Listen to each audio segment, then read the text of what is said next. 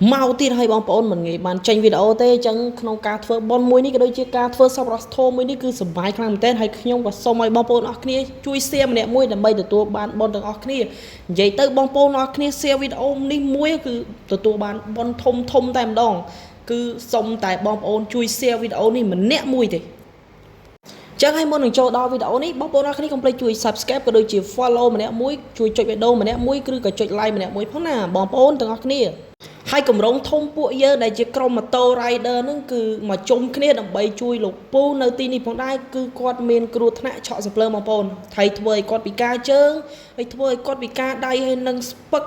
មួយចំហៀងខ្លួនតែម្ដងធ្វើការមិនកើតទេដូច្នេះហើយក៏មានការបង្កើតកម្មវិធីនេះឡើងនៅថ្ងៃទី16ខែ2ឆ្នាំ2025ផងដែរបងប្អូនហើយមុននឹងបង្កើតកម្មវិធីសប្បុរសធម៌នេះឡើងគឺពួកយើងបានគ្រោងទុកតាំងពី2ខែឬក៏1ខែជាងមុនបងប្អូនហើយខ្ញុំជឿថាបងប្អូនអរគ្នាប្រកាសជាចង់ដឹងទៀតថាក្រុមណាគឺជាអ្នកធ្វើហើយក្រុមណាគឺជាអ្នកផ្ដើមកម្មវិធីនេះឡើងអញ្ចឹងខ្ញុំសូមប្រាប់បងប្អូនក៏ដូចជាពូមីងនៅក្នុងនេះឲ្យដឹងថាក្រុមម៉ូតូសប្បុរសធម៌កម្ពុជាដែលអ្នកបង្កើតកម្មវិធីនេះឡើងដែលហៅកាត់ឈ្មោះថាកមកជធីមឬក៏កមកជក្រុមនឹងឯង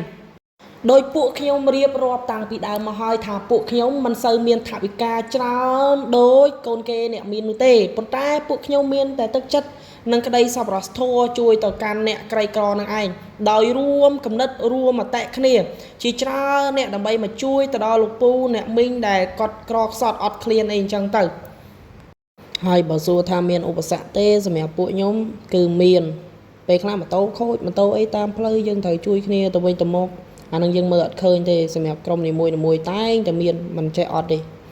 បាទគាត់ថាតិចហើយនឹងច្រើន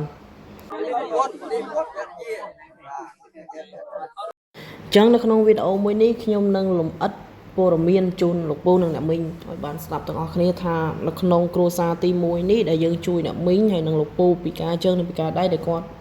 ឆក់សេភ្លើងនេះគឺបានចំនួន$71,000បាទហើយនឹងគ្រួសារទី2ផ្សេងទៀតអញ្ចឹងគោលបំណងធំរបស់យើងហ្នឹងគឺមកជួយតាគ្រួសារអ្នកមីងទេប៉ុន្តែក៏ដូចជាមានការសន្លងពោពីលោកពូនិងបងនៅទីហ្នឹងបាទគាត់ថាឲ្យជួយមកគ្រួសារទៀតគឺគាត់ពិការដូចគ្នាតែនឹងក្មេងបាទអញ្ចឹងមានតែនទៅគឺយើងជួយពីគ្រួសារយើងជួយភ្លាមតែម្ដងបាទចំណែកគ្រួសារទី1យើងអានឹងក្រុងទុកយូរហើយចំណែកគ្រួសារមួយទៀតយើងអត់បានក្រុងទុកទេគឺយើងធ្វើភ្លាម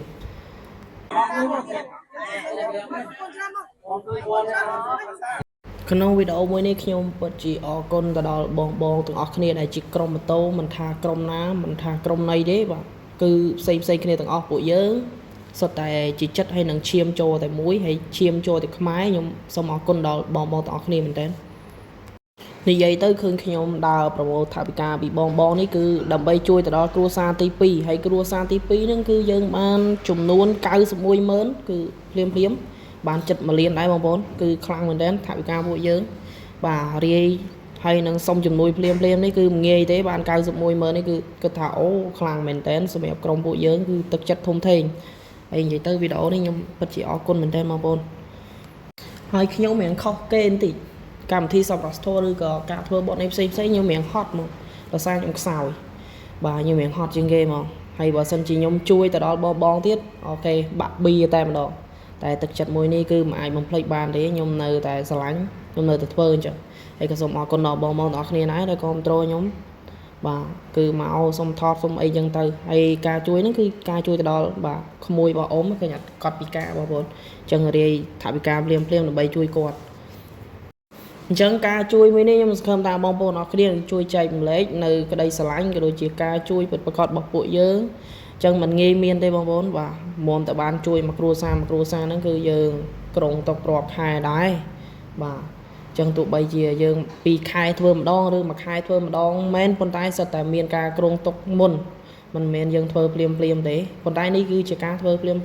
ចំពោះមួយគ្រួសារនេះជូនទៅដល់អ៊ំប្រុសនិងក្មួយរបស់គាត់ដែលពិការបាទចឹងបាន910000គឺទឹកចិត្តរបស់យើងគឺធំធេង